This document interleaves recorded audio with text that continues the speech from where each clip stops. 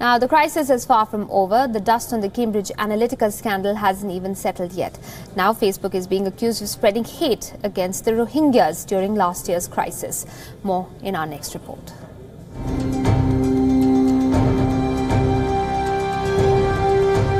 Facebook's dominance is under threat.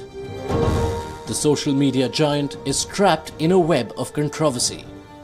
Condemned by the world for its failures during the 2016 US elections and its ties with Cambridge Analytica, Facebook CEO Mark Zuckerberg finds himself in a situation that's best described with the status message, "It's complicated." A researcher has now accused Facebook of playing a role in spreading hate speech at the start of the Rohingya crisis in Myanmar. Raymond Serrato, the man who has carried out this research, claims that a Facebook group was instrumental in spreading hate. The group was run by supporters of hardline nationalist group Mabatha.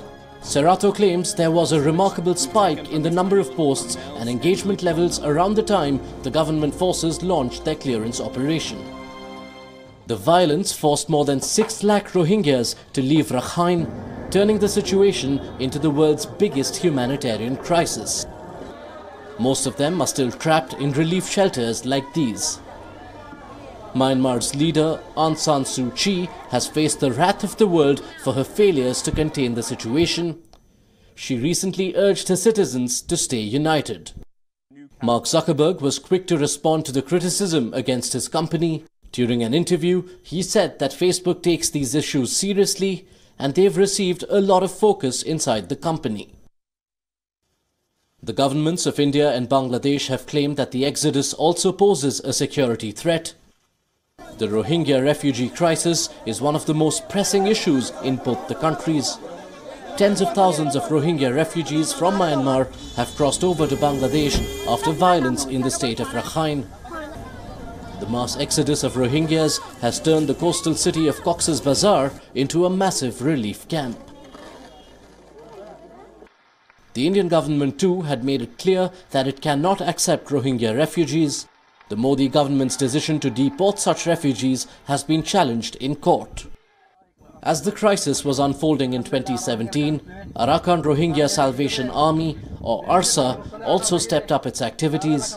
They became a subject of global news coverage when they struck 30 police posts down in Rakhine last year.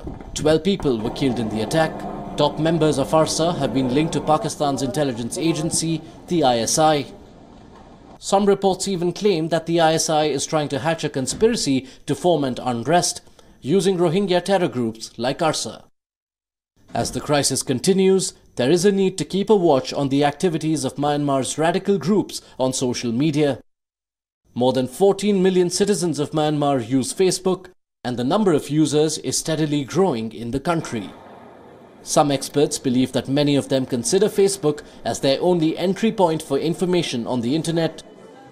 While Facebook's growth in Myanmar has been impressive, Mark Zuckerberg now faces an even bigger challenge to tackle radical elements on the platform.